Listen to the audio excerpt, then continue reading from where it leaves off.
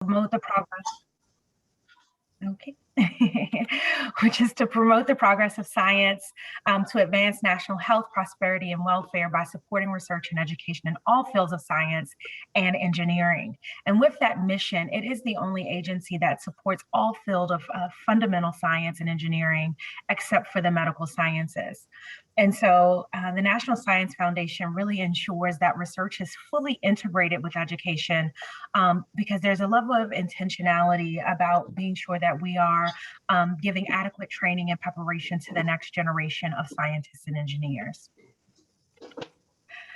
This is again, high-level organizational chart of the agency. It's massive, if you will, but the HBCU program, where I serve as the lead program director, is in our Education and Human Resources Directorate. And so in this lighter pale kind of orange color are all of the research directorates that are within the National Science Foundation. And so for most persons, when submitting proposals, they will be considered by each of these in this pale orange color. HBCU-UP, as I mentioned, is in EHR, so we're alphabet soup over here at the National Science Foundation.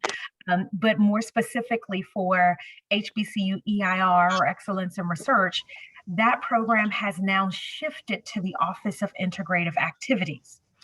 So HBCU-EiR is now managed, I'll emphasize it again on the next slide, but it's now managed by an agency-wide working group with individuals across each of the various directorates, and that funding is allocated through the Office of Integrative Activities. So in this last solicitation, one major shift is in that regard, where initially HBCU-EiR was within EHR, and now it's in the Office of Integrative Activities, or OIA.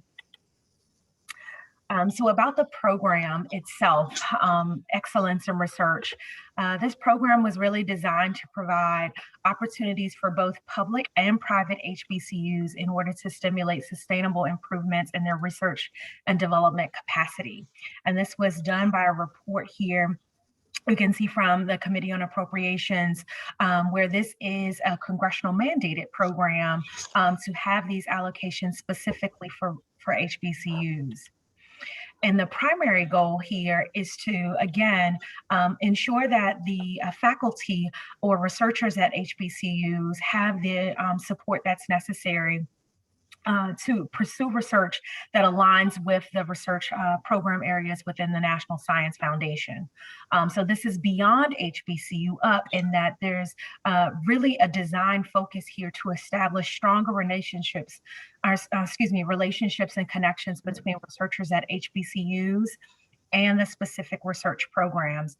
I've emphasized already that it's within the Office of Integrative Activities now, but in this instance, what we're really looking for is for the researchers at HBCUs to hone relationships and strengthen their understanding of the type of research that's occurring in the research directorates, such that HBCUs can start to leverage those resources where there's significantly more allocations in those areas that might be able to sustain a lot of the work that's being conducted in your institutional environments.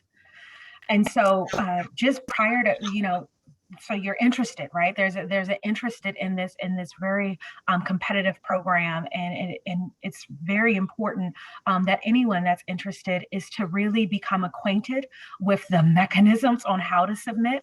Right now, Fastlane is the primary location where the letters of intent as well as the full proposal will be submitted.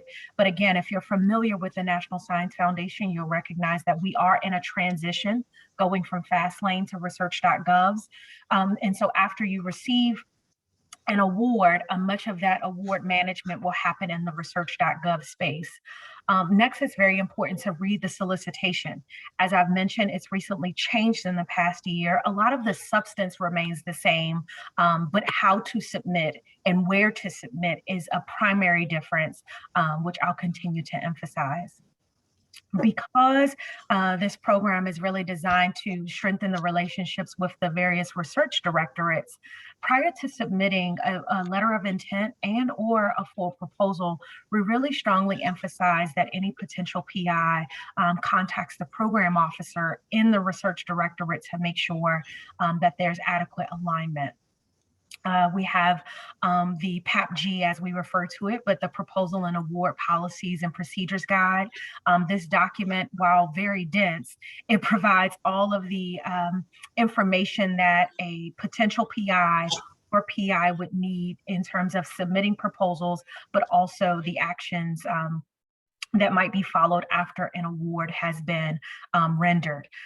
Another way, that you might consider becoming engaged with the process is also serving as a reviewer. I appreciate the kind words of Dr. Soso's introduction in terms of receiving funding from the National Science Foundation, and I'll say, I submitted many proposals initially and they weren't funded, although I got great feedback from reviewers. But it wasn't until I actually served as a reviewer to get more acquainted with the process that I was able to then take those lessons learned while serving as a reviewer and then implement them in my own preparation of proposals. And I started to see far more positive outcomes at the end. So, you can be familiar with the process in and of itself, but another takeaway that I think is very important for this audience is that another strategy that can be implemented is to actually serve as a reviewer. And the way you do that is to just contact a program officer, express your interest, and then of course that readily depends on the expertise that's needed in each round of the proposals that's submitted on whether or not there'll be an invitation extended to serve in that capacity. But that's certainly one way to get some inside knowledge, if you will, about the process, if that's something that you're not readily available or readily aware of. And so how do you contact program officers? An email is sufficient. Right now, everyone is working virtually. So we're not in our office building. And so there's options to do Zoom or phone meetings, but I think, our best practices right now is via email, but it'll be very, very important that prior to extending that invitation, that you demonstrate some knowledge and awareness of the program in and of itself. So likely, in order to have a very robust and meaningful conversation, engaging and providing maybe a short one-pager on what your ideas are, how they speak to the merit review criteria, which I'll discuss later on, really providing context for the program officer about your interests is very important, so that via that exchange, it can be, some kind of actionable take-home messages that can be useful to you in your proposal preparation process. And so, any questions might be on, procedural advice, but program officers are also available to answer very specific questions.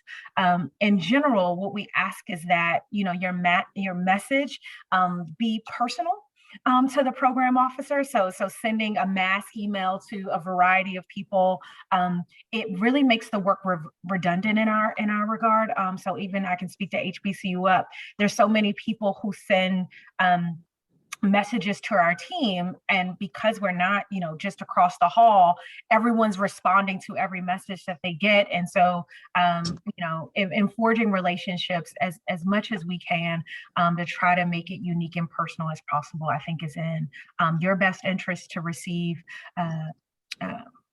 the most robust feedback, but also to start cultivating those relationships so that there's some clarity and understanding what your institutional context is and how you might be positioned to pursue some of these proposals and awards.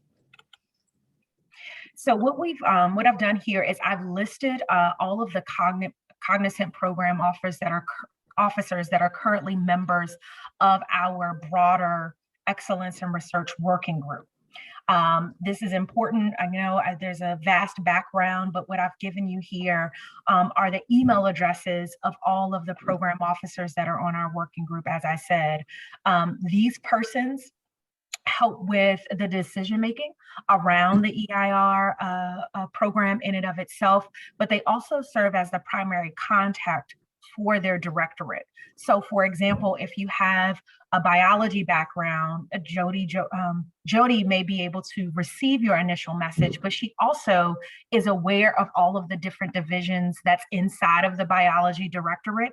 And so she might be able to ultimately pair you with another program officer that's more closely aligned with your research space. The same is true for all of the other names and contact persons that we have here. But what we ask you to do as a potential PI is be aware of where your research aligns based on our research directorates. So we ask you to do your homework in terms of understanding, which directorate might be appropriate. And if you find that you're engaged in some interdisciplinary approach, then it might be necessary to speak with multiple persons to try to figure out which directorate is best in that regard. And certainly, again, talking to your program officer is the best way to get that insight. And as you'll find, this is going to be essential because in the proposal submission process, identifying the appropriate research directorate is critical to ensuring that your proposal is reviewed, and of course, that the outcome that you are aiming for is most likely.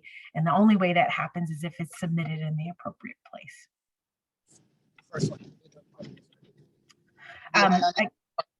Just underscoring the PAPG was just updated last year. And so this is the most current guide, as I mentioned, documents that PIs can use in the proposal preparation process and also for administering any awards.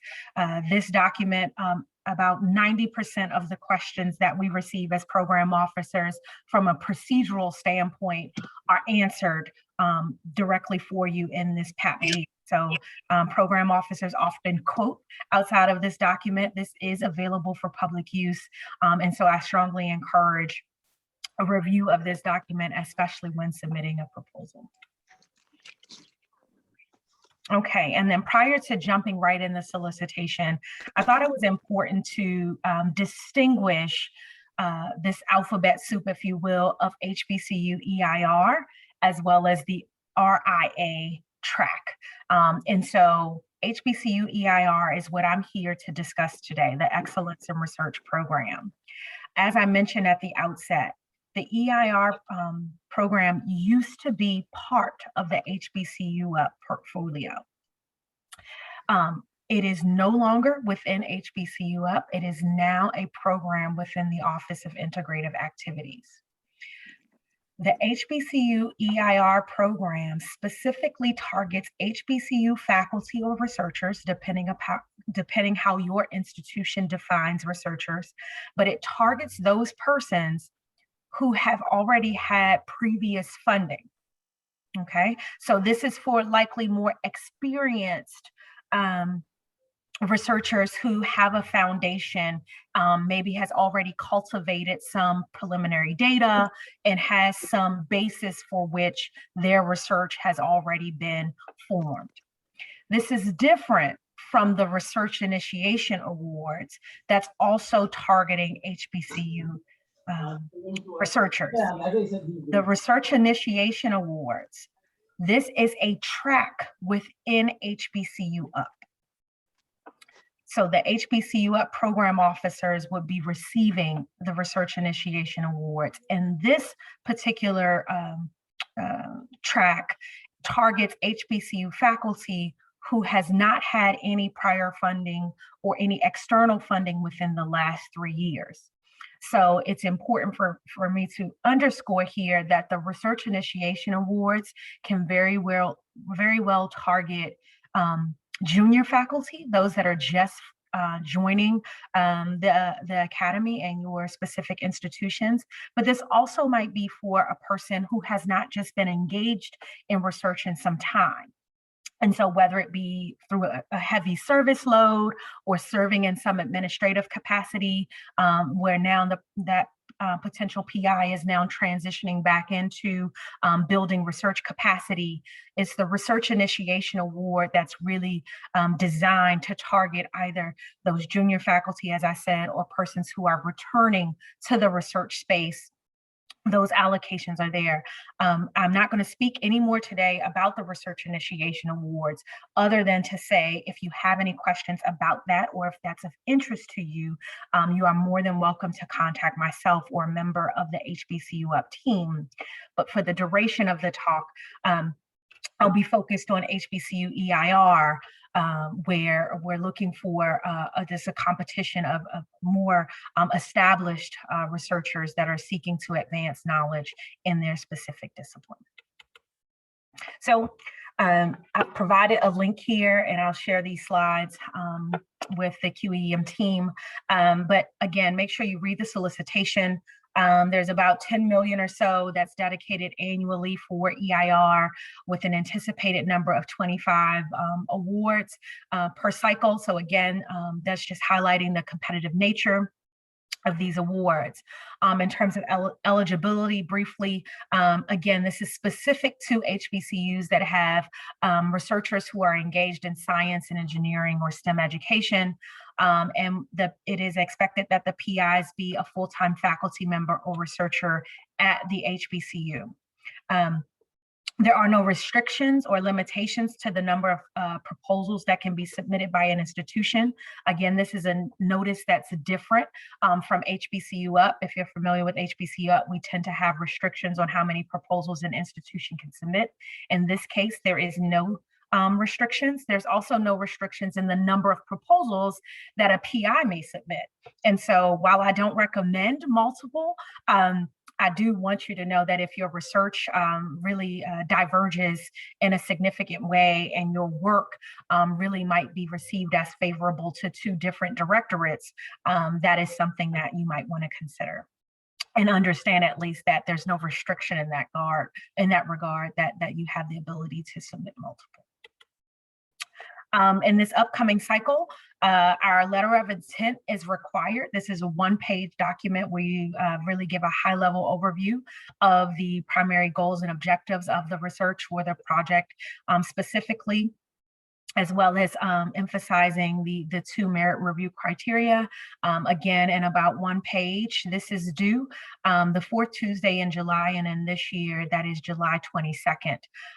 Again, the PI is required to indicate the secondary program.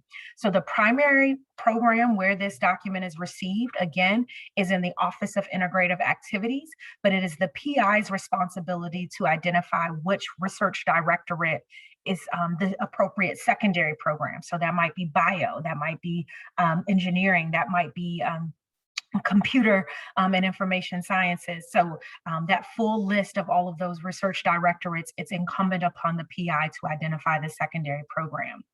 The LOI is required. It is necessary to submit the LOI in order to be able to submit a full proposal.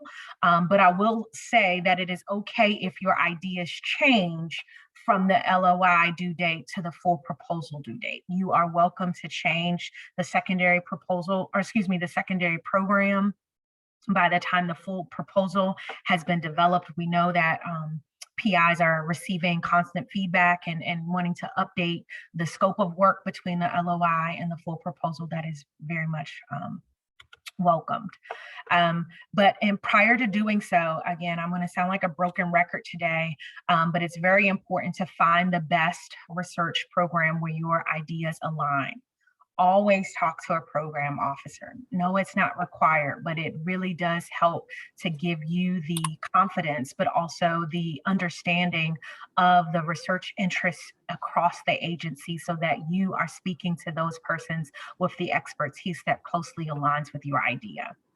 One way to do this is to use the NSF Awards database. It's a public-facing database that lets everyone know the awards that's been funded across the agency. So from different directorates, also different divisions, you'll be able to see the type of work that's being funded And we also ask that you engage with your institution's Office of Sponsored Programs if you have one, or the sponsored program signing official that you work with to really make sure that you're adhering to your institutional policies to submit the letter of intent accordingly.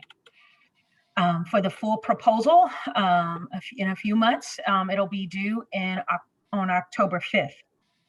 And so there again, there's a few months time lapse where more conversations are taking place, more depth of understanding, and the type methodologies that you might want to pursue. That's again not a long time, but it's sufficient time for more depth of understanding where you might want to make any updates in that secondary program. Let me emphasize that EIR proposals are not reviewed by HBCU-UP. EIR proposals are reviewed within the research directorate that's identified as the secondary program. So that's another reason why you want to make sure that the proposal has been submitted to the appropriate directorate, because if it's not, that might be grounds for it being returned without review. And so again, that is hugely important to receive. So as we now transition into, what should the proposal entail? Again, follow the PAPG, but what I've done here is just kind of pulled out some aspects of the solicitation that I thought was important for your consideration. That being, in the project description, you have about 15 pages to really give a full in-depth rationale, justification, but also anticipated outcomes of the work that you're proposing to include a dissemination plan. It's really where you make the case for why your research has a level of novelty that would be received by these research directorates, but it's also an area where you demonstrate certain your expertise and the capacity to extend and generate knowledge in these areas. The budget and budget justification is also very important. In this case, there is an opportunity for collaborative proposals from collaborating HBCUs, but there's also an opportunity if you want to collaborate with non-HBCUs. In that case, it must be done in the form of a sub-award. So again, work with your sponsor program office to make sure that the appropriate documentation is submitted accordingly. A reminder, if there's any equipment needs to advance the project that may not be already existing in your institution, please note that no more than 20% of the budget can be used for the purchase of equipment. And so keep that in mind, and making sure that the budget justification, that the content therein really does speak to why these particular allocations are necessary to advance the scope of work that's been proposed in the project description. We often find that at times that can be differences in thought in terms of what you ask for and how that might may or may not be aligned with the work it is that's being proposed. And we certainly want to emphasize the importance of making sure that the budget is presented in a way that advances the work that's proposed in the project description.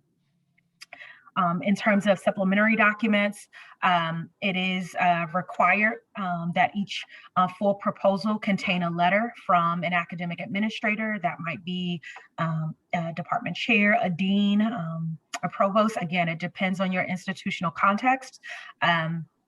But these are required to demonstrate that you have institutional support to pursue the line of work that's outlined in the proposal. In terms of writing the proposal, certainly follow all the guidelines. I'll discuss the merit review criteria momentarily. But it's very, very important to just really consider that while you are the expert in offering, kind of the project it is that you're proposing, You're going to be speaking with people that have content knowledge, but they may not always understand the institutional context by which you work, but they also may not understand how you might be uniquely positioned, again, with your team or your cadre of collaborators, if that so applies, how they might be all uniquely positioned to help advance the work. Again, it's in that 15 pages for the project description that it's really important to leverage those pages to paint that picture, and making sure that whomever is reading this document is not left to assume or refute context by virtue of its being omitted. So please maximize that space. I've already emphasized making sure that the budget reflects the proposed work, but it's very important as well that even if your proposal does not get funded, to receive the feedback. So while I said it wasn't until I served as a reviewer that I started to personally experience more positive outcomes, but the feedback from reviewers was also very, very, very helpful because it tends to emphasize the things that we don't think about. And so I want to strongly encourage to be open to hearing more, particularly given that it's coming from the part of the agency where your work aligns, where you want to be positioned to take advantage of additional resources beyond the EIR program. So I'll transition here to just kind of the merit review and how across the agency, how we consider each proposal. It's important to just know that whatever your project design, every project that's funded by the agency really is based on how that proposal is prepared and ensuring that it's of the highest quality and has the potential to advance, if not transfer, the frontiers of knowledge, meaning we want this to really be a knowledge generating project for this particular program, but being also to be sure that it's contributing to achieving some societal goal. And so also having an adequate assessment and evaluation of the project therein is very important, because we want to know what are those measures of success. How do we know that if you are to be awarded this funding, that it's being implemented accordingly, and that there are adequate measures over time that can be used to assess the progress therein. At our agency, we have two specific merit review criteria that every proposal must have. One, intellectual merit, which is that area of advancing knowledge or generating new knowledge. And then secondly is broader impacts, how that proposal has the potential to benefit society. And there's a variety of ways in which that could happen.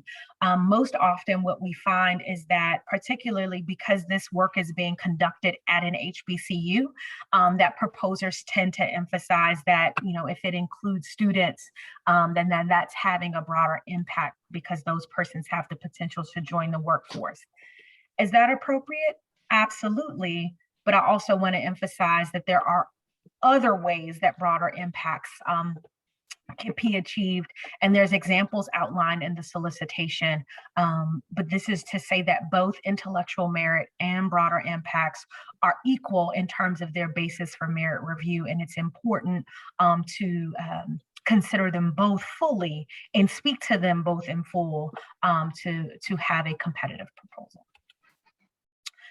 Beyond the merit review criteria, there are some additional review elements that are considered by the reviewer. So as your proposal comes in, there's a team of experts that are convened to discuss each of the proposals. And in addition to intellectual merit and broader impacts, there's another series of questions that these reviewers are looking to make sure that your proposal speaks to. And so we offer these to you, again, directly in the solicitation, so that as you consider all of the content that you compile for the reviewer's consideration, that you see the questions that they're going to be looking to answer, and hopefully you've organized the content in your proposal where they're not searching for this information, but that it's clear that your proposal is original, or potentially transformative to your discipline. You're making sure that your proposal is well reasoned, well justified, that it's based on a literature review and evidence-based practices that can ensure that you're building, if you will, in an area, or that you've adequately identified where the gaps are in your field and how your particular project is going to be advancing knowledge in that area. There's special attention that's given to the qualifications of the PIs or the co-PIs or team of persons that's leading the work, and that there's also this emphasis to make sure that the institution and the PI has access to the resources that's necessary to carry out the proposed activities. Here's just an overview of that review process, where we already have the announcement out, and right now we're at the process where members of the community are considering these opportunities, and they're working to submit through FastLane the letter of intent, or in the fall, the full proposal. If you're familiar, again, you've likely seen this slide before, but the biggest difference is that initially your proposal is going to come to OIA, or myself as a member of EHR, and we will then distribute all of the proposals to the secondary program as is assigned. This is different. Typically, wherever the proposal initially comes, it is reviewed in that particular directorate. This is not the case for EIR. For the EIR proposals, they're compiled and then they are distributed to the research directorate in which that research is most closely aligned. And then again, the review process continues, where if their alignment is not adequate, that proposal very well may be not reviewed, and certainly we don't want that. But if it is deemed as acceptable, typically the EIR proposals are maybe a combination of having an ad hoc review for some specific expertise or via a panel. But that reviewing body then provides their recommendations to the program officer. The program officer reviews all of the content therein and then makes a recommendation to their leadership. If it's recommended for decline and it has the agreement of the leadership, the organization is notified. But if it is deemed meritorious and worthy of an award, it would then go to our grants and agreements area, which is the body at the NSF that formally makes awards to institutions. So while we have laid out here a timeline, as just generally speaking, at minimum, what can be the time period for the entire merit review process to be taken. And so as I start to close here, I want to emphasize what the NSF does not fund. So if your background really does hover clinical aspects, counseling, it's really important that you identify how your work is aligned, again, not just with the agency, but then the research directorates that will be reviewing the proposals themselves. And also, anything that's, emphasizing disease or diagnoses and treatment. Again, basic science research is where the NSF squarely positions itself for funding awards. And so just started to list here. This is more engineering focus, again, based on the audience and where you have your community of practice today. But when in doubt, this last point is very important in talking to the program officer.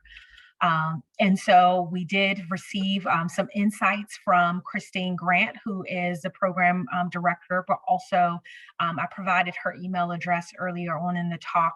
She's a member of the EIR working group. And so a very good contact person, but also a AAAS Science and Technology Fellow. Regina Pope Ford is also provided some insights. If you have an engineering background, just briefly, their directorate is really considering the following as promising practices. So if you want to engage with any program officers in engineering, again, that white paper or that one pager to really emphasize what your research interests are is very important.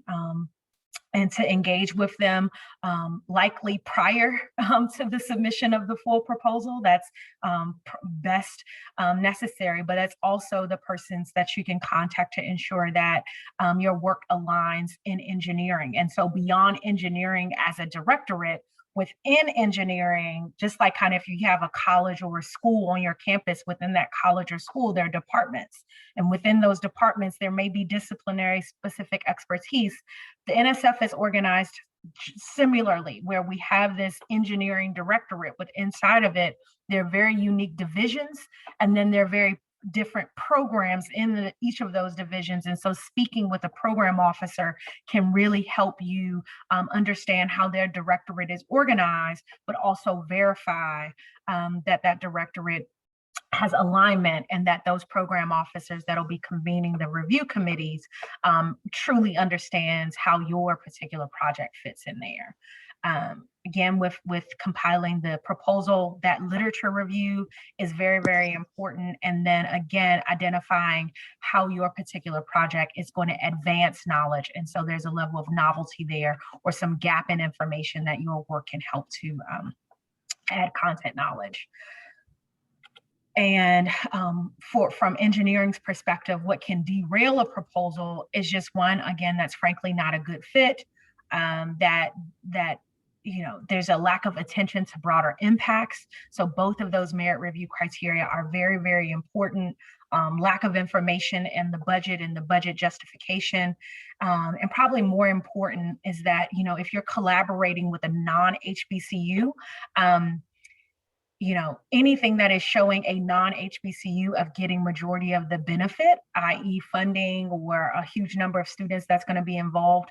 Remember, this program is HBCU excellence in research. And so we're wanting to make sure that it is the HBCU that is driving the knowledge as well as the broader impacts in this case, and that if it's a non-HBCU that's a partner, that's fine, but it's important that the HBCU is really deemed as the leader in this regard.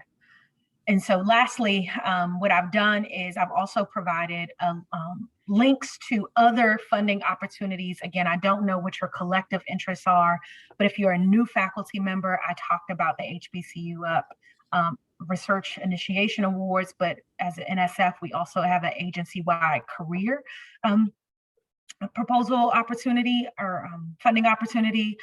If you're specifically interested in having more undergraduates engaged in research, there is an REU specific solicitation that I've given here.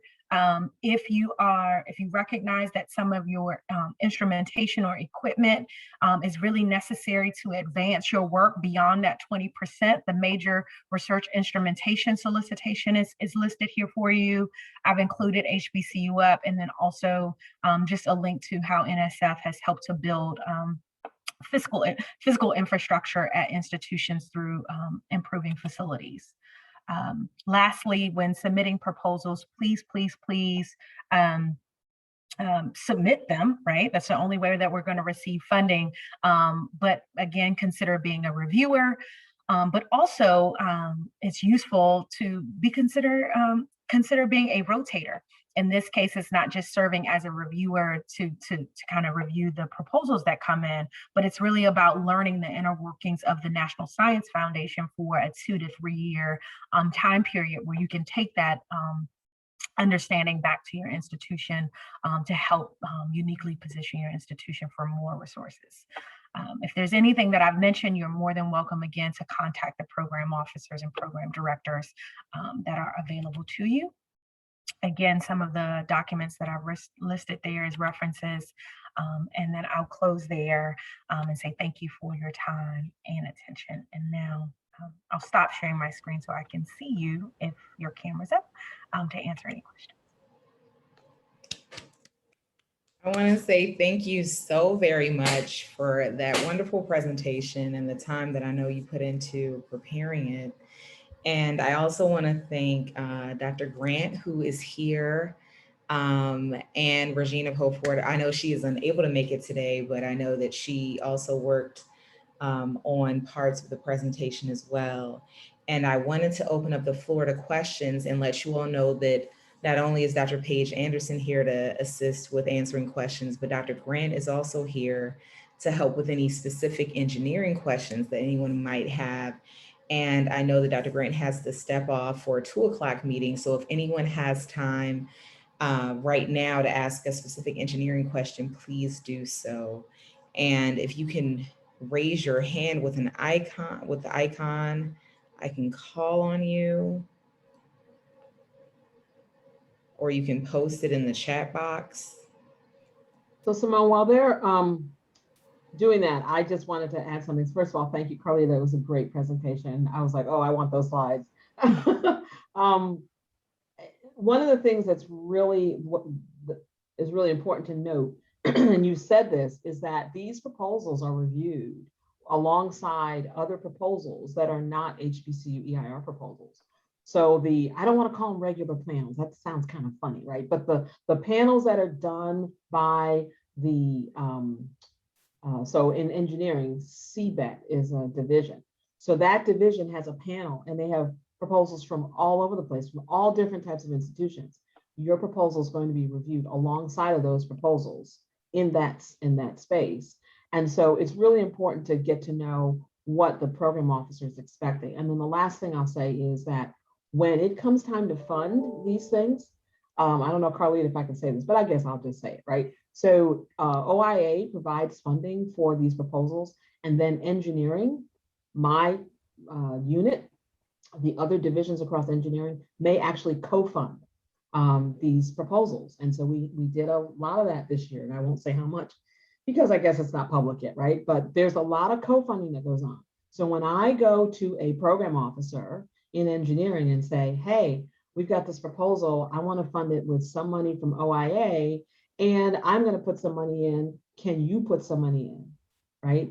If you have already had a conversation with that program officer and they know who you are, they'll say, oh yeah, Igor, I talked to him, I talked to Yolanda, yeah, I talked to them, I remember this proposal, I remember in the panel, it reviewed well, yes, I will fund the whole thing. I had that happen this year where some program officers funded the whole thing. We didn't even use OIA funding, right? And sometimes they fund half and I fund, so that makes it even more important for you to get to know these program officers, because when we go ask them for co-funding, they remember the conversation and they understand that your stuff is aligned. So I'll stop there. But that's really important, right, Carleitta? I mean, it's Absolutely. Thank you. So thank you. And I know Dr. Tim Burney wanted to ask a question.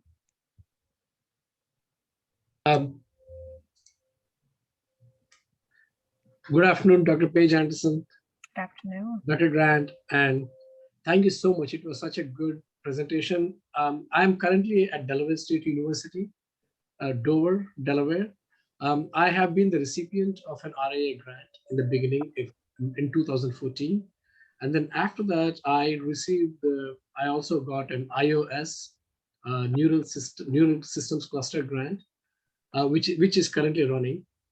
My question was that recently I got an EIR grant as a collaborator with North Carolina, NCANT, Dr. Yawande Fasina, but North Carolina is the lead institution.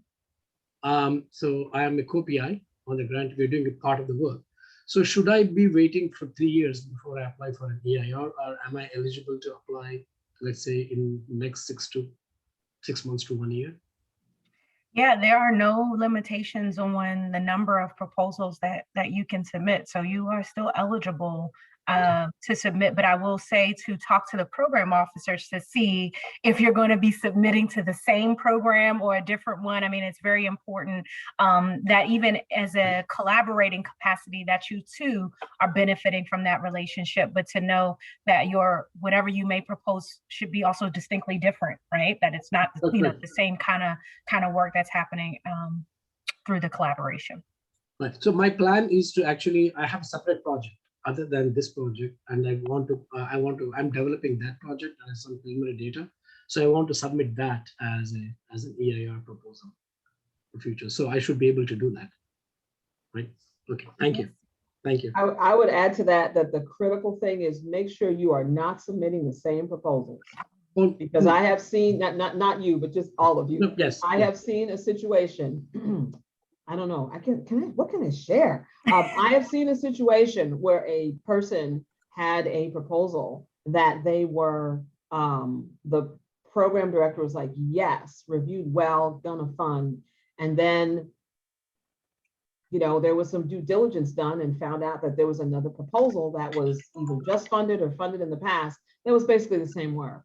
And so, you know, they had to say, no, we're not going to fund it. So just be really careful when you're doing this, that you don't, there's derivative works and there's things that are related, but make sure that they're not the same thing. Well, absolutely, yes. Yeah, so this was so this wasn't for you. This is like for everybody. Yes, I'm not picking on you, but just it just jogged my memory. Yeah. The question was actually North Carolina A&T is the lead institution. It is their proposal, and I'm doing a part of it using the technology that I have, which is multi-electrode recordings. And so so that's how we established a collaboration. But my research in my lab has to do with a different hypothesis. It's astrocytes and neural networks. So that's a separate one. So my question was, would I be technically allowed to submit, because I'm currently participating in one EIR?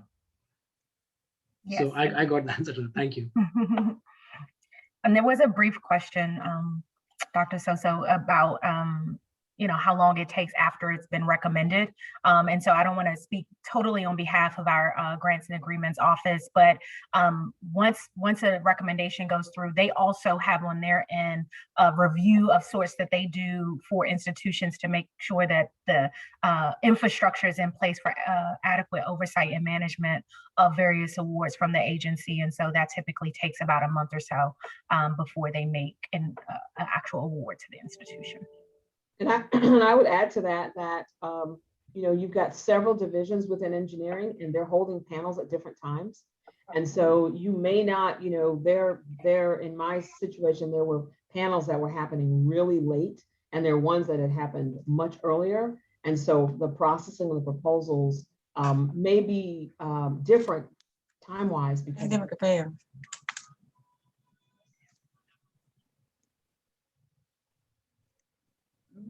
Thank you. Are there any other additional questions?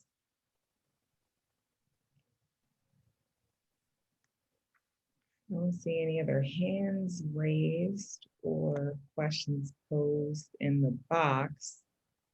If anyone has any questions, say them now, forever hold your peace.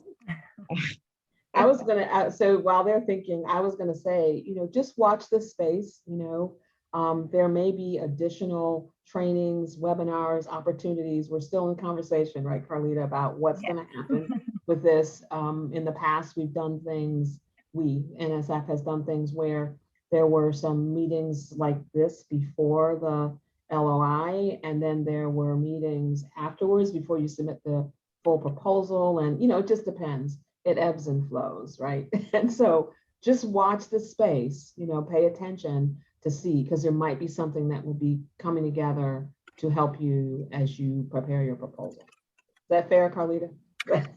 Yes, definitely. We're working. But again, there's also an opportunity for you to send us messages about what you might need. And so, you know, while we tend to go to webinars, you know, space and kind of offer that typically, if there's something different, and we appreciate QEM for the space that you offer and the assistance and how you support our PI community. So thank you all for kind of for ushering, if you will, in all of these proposals and with that expertise. Thank you. To address the question that's in the chat about transferring, those are considered on a case-by-case basis. So I don't want to make a blanket statement in that regard. I would just say if you have an active EIR, please talk to your program officer about how to pursue a transfer if necessary. And I'll leave it there. I guess the one thing I've asked my program directors in engineering is when you're doing a collaboration and you have a sub-award. Is that what they call it, Carleitta? Sub-award, subcontract. Make sure that this is a robust relationship, right? That this is a working relationship. It's not, how should I say, predatory. It's not unequal. It's not, you need to make sure that you put in your documentation that this is a real, authentic, that's the word, not robust, but authentic relationship. Because as Carleitta said, this is an HBCU program. And so if you have an institution that is getting a whole bunch of money and it's not an HBCU, that is not in the spirit of what we're trying to do here. And it's not allowed, right, Carleitta? I mean, that will be flagged. So make sure that these are real relationships, okay? And just be careful and make sure that you don't get taken advantage of. I mean, I'm just gonna put it out there. I mean, because the whole purpose is to grow your own research potential. And the idea is I want the people who got funded in engineering to come back in 3 years to engineering, not under an HBCU-EiR, but under a proposal. I want to use the wrong words, Carleitta, under a proposal that is what they would typically see in their division, right? So you want to be able to go in. That's the whole idea. That's why it was kind of moved. And now we're pushing it into the divisions. So we want you to be successful beyond the HBCU-EiR, and that's the whole purpose. Carleitta, am I saying that right? I keep deferring to her because. No, you're doing amazing. Thank you for offering that. And that speaks to kind of this, I don't know if I fully understand the question of there's a reason not to go with EIR other than, you've already demonstrated clear capacity that you have the external support to drive that research. But I mean, this program was created because many of the divisions and programs beyond EHR are not familiar with HBCUs. They don't know the work that's happening or the capacity to do research. And so ideally, there shouldn't be an EIR, right? Ideally, your work stands alone and competitive enough to go to this research directorates and be fully vetted and garner awards. That's, ideally the way life is, but our reality is that there's just not that many program officers or just across the agency that understand HBCUs as the institutional context of HBCUs. And so this program was created to increase the funding to this community and with the anticipation that you will transition and receive and have access to all of the resources that are in these other divisions. And so hopefully I addressed that adequately, Justin. All right, guys. Thank you, Dr. Green.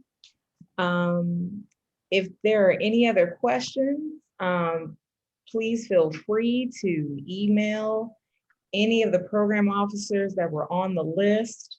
I will make sure that I will post the PowerPoint that was given today within the community of practice for the engineering group, as well as make sure that everyone that registered for this event receives it. I want to say thank you again to Dr. Paige-Anderson, and thank you all for participating today. So I wish everyone a wonderful afternoon. Thank you.